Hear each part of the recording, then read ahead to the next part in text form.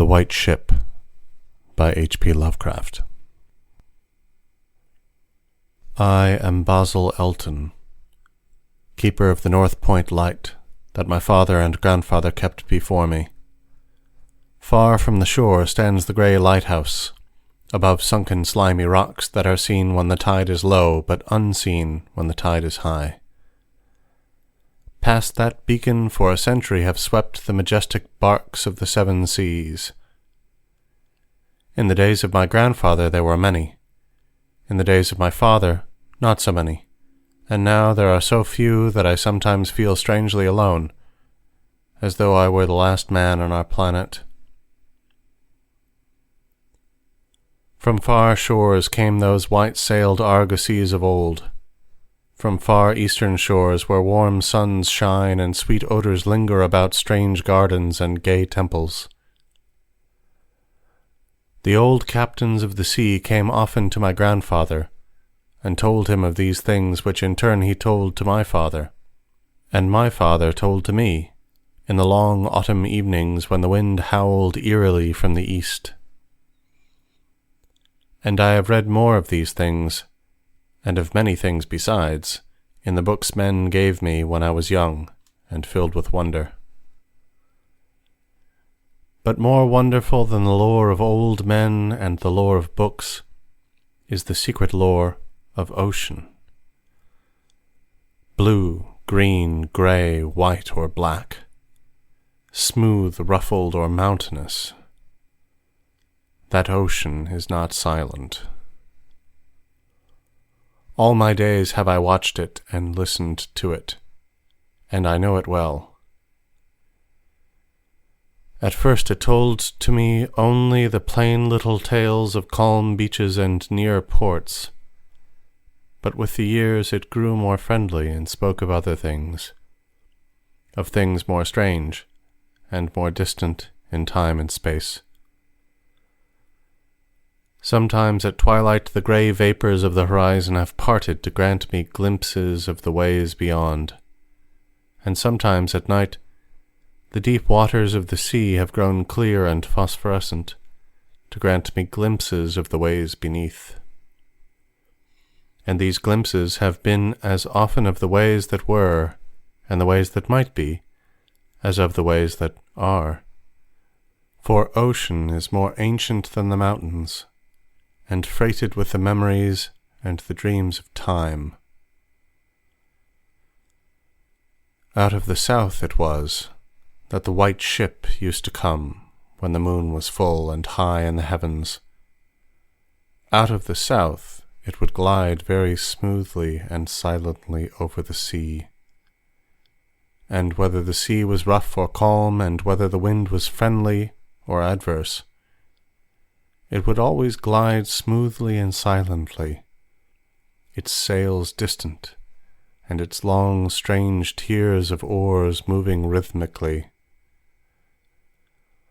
One night I espied upon the deck a man, bearded and robed, and he seemed to beckon me to embark for far unknown shores.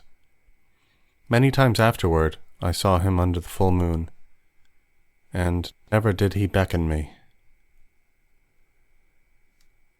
Very brightly did the moon shine on the night I answered the call, and I walked out over the waters to the white ship on a bridge of moonbeams.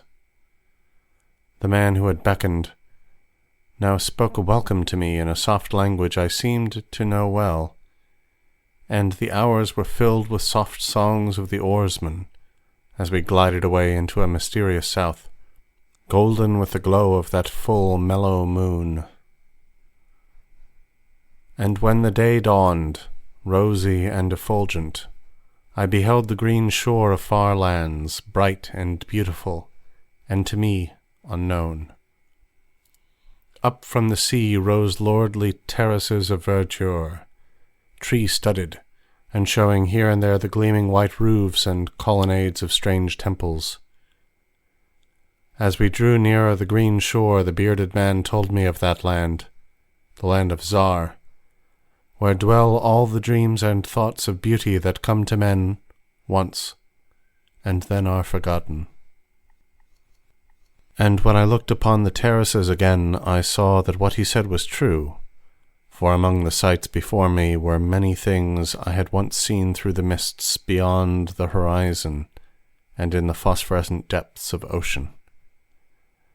There, too, were forms and fantasies more splendid than any I had ever known, the visions of young poets who died in want before the world could learn of what they had seen and dreamed. But we did not set foot upon the sloping meadows of Zar, for it is told that he who treads them may never more return to his native shore. As the white ship sailed silently away from the templed terraces of Zar, we beheld on the distant horizon ahead the spires of a mighty city, and the bearded man said to me, "This is Tharan, the city of 1,000 wonders, wherein reside all those mysteries that man has striven in vain to fathom." And I looked again, at closer range, and saw that the city was greater than any city I had known or dreamed of before.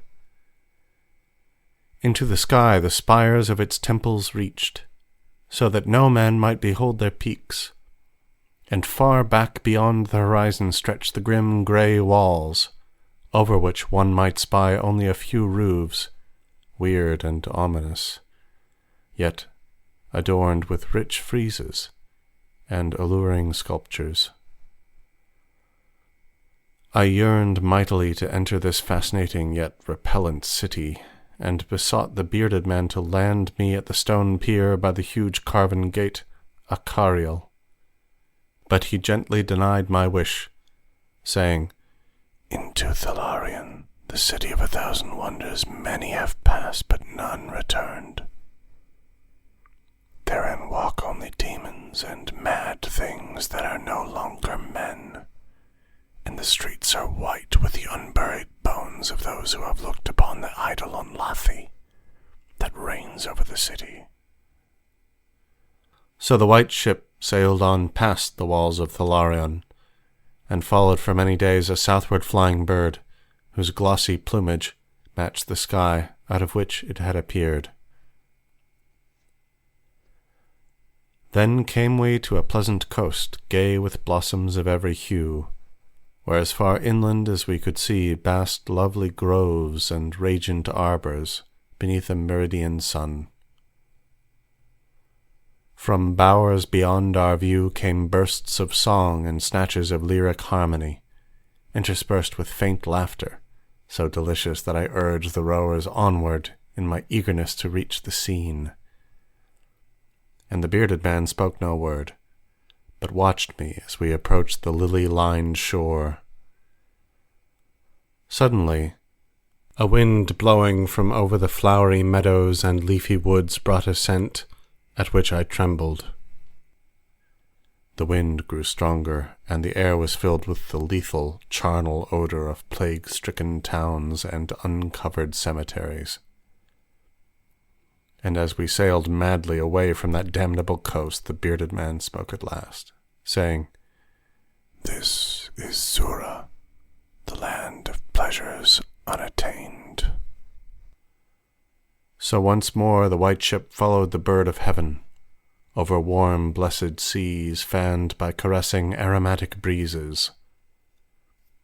Day after day and night after night did we sail, and when the moon was full we would listen to soft songs of the oarsmen, sweet as on that distant night when we sailed away from my far native land.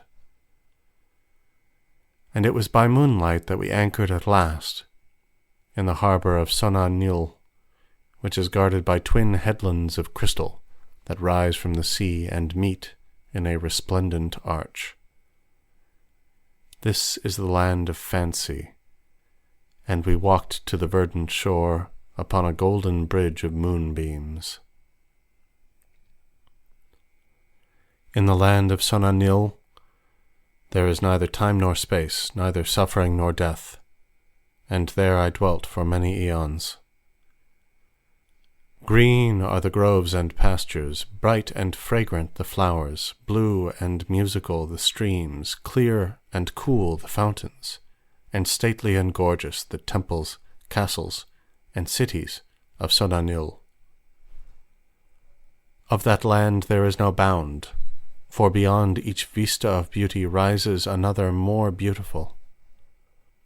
Over the countryside and amidst the splendor of cities can move at will the happy folk, of whom all are gifted with unmarred grace and unalloyed happiness.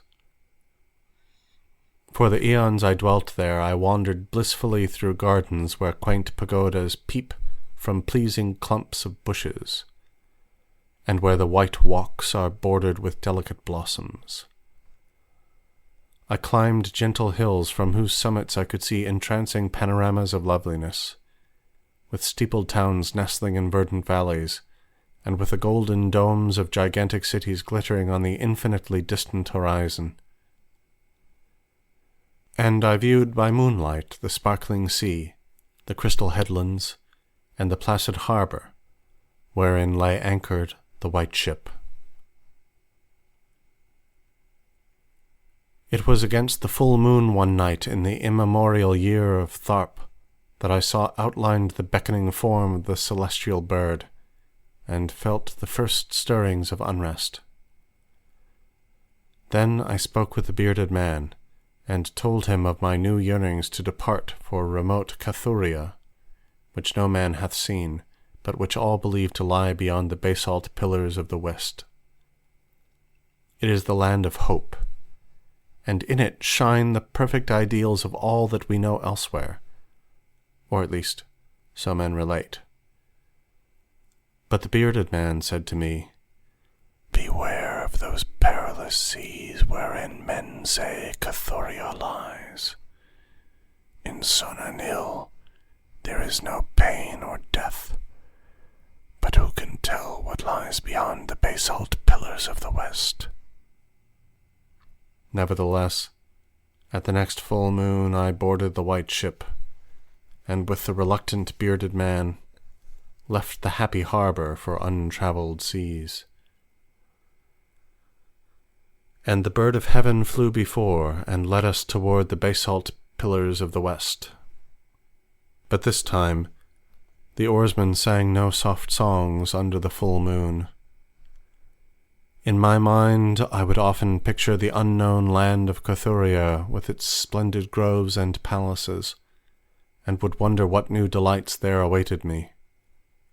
Kathoria, I would say to myself, is the abode of gods and the land of unnumbered cities of gold. Its forests are of aloe and sandalwood, even as the fragrant groves of Camorin, and among the trees flutter gay birds sweet with song. On the green and flowery mountains of Kathoria stand temples of pink marble, rich with carven and painted glories, and having in their courtyards cool fountains of silver, where purr with ravishing music the scented waters that come from the grotto-born river Narg. And the cities of Kathoria are cinctured with golden walls, and their pavements also are of gold. In the gardens of these cities are strange orchids, and perfumed lakes whose beds are of coral and amber. At night, the streets and the gardens are lit with grey lanterns, fashioned from the three-coloured shell of the tortoise, and here resound the soft notes of the singer and the lutenist. And the houses of the cities of Kathoria are all palaces, each built over a fragrant canal bearing the waters of the sacred Narg. Of marble and porphyry are the houses, and roofed with glittering gold that reflects the rays of the sun and enhances the splendor of the cities as blissful gods view them from the distant peaks. Fairest of all is the palace of the great monarch Dorib, whom some say to be a demigod and others a god. High is the palace of Dorib, and many are the turrets of marble upon its walls. In its wide halls many multitudes assemble, and here hang the trophies of the ages. And the roof is of pure gold, set upon tall pillars of ruby and azure, and having such carven figures of gods and heroes that he who looks up to those heights seems to gaze upon the living Olympus, and the floor of the palace is of glass, under which flow the cunningly lighted waters of the Narg, gay with gaudy fish not known beyond the bounds of lovely Kathoria. Thus would I speak to myself of Kathoria, but ever would the bearded man warn me to turn back to the happy shore of Sonan, for Sonan is known of men, while none hath ever beheld Kathoria. And on the 31st day that we followed the bird, we beheld the basalt pillars of the west. Shrouded in mist they were, so that no man might peer beyond them or see their summits, which indeed some say reach even to the heavens. And the bearded man again implored me to turn back, but I heeded him not. For from the mists beyond the basalt pillars I fancied there came the notes of singers and lutanists, sweeter than the sweetest songs of Sonan, and sounding mine own praises, the praises of me who had voyaged far from the full moon and dwelt in the land of fancy. So to the sound of melody the white ship sailed into the mist betwixt the basalt pillars of the west. And when the music ceased, and the mist lifted, we beheld not the land of Kathoria, but a swift rushing restless sea, over which our helpless bark was borne toward some unknown goal. Soon to our ears came the distant thunder of falling waters, and to our eyes appeared on the far horizon ahead the titanic spray of a monstrous cataract, wherein the oceans of the world drop down to abysmal nothingness. Then did the bearded man say to me, with tears on his cheek, "We have rejected the beautiful land of Sonan, which we may never behold again. The gods are greater than men, and they have conquered." And I closed my eyes before the crash that I knew would come, shutting out the sight of the celestial bird which flapped its mocking blue wings over the brink of the torrent. Out of that crash came darkness, and I heard the shrieking of men and of things which were not men. From the east tempestuous winds arose and chilled me as I crouched on the slab of damp stone which had risen beneath my feet. Then, as I heard another crash, I opened my eyes, and beheld myself upon the platform of that lighthouse whence I had sailed so many eons ago. In the darkness below there loomed the vast blurred outlines of a vessel breaking up on the cruel rocks. And as I glanced out over the waste, I saw that the light had failed for the first time since my grandfather had assumed its care. And in the later watches of the night, when I went within the tower, I saw on the wall a calendar which still remained as when I had left it in the hour I sailed away. With the dawn I descended the tower and looked for wreckage upon the rocks, but what I found was only this: a strange dead bird whose hue was as of the azure sky, and a single shattered spar of a whiteness greater than that of the wave-tips or of the mountain snow. And thereafter the ocean told me its secrets no more, and though many times since has the moon shone full and high in the heavens, the white ship from the south never came again. End The White Ship by H.P. Lovecraft.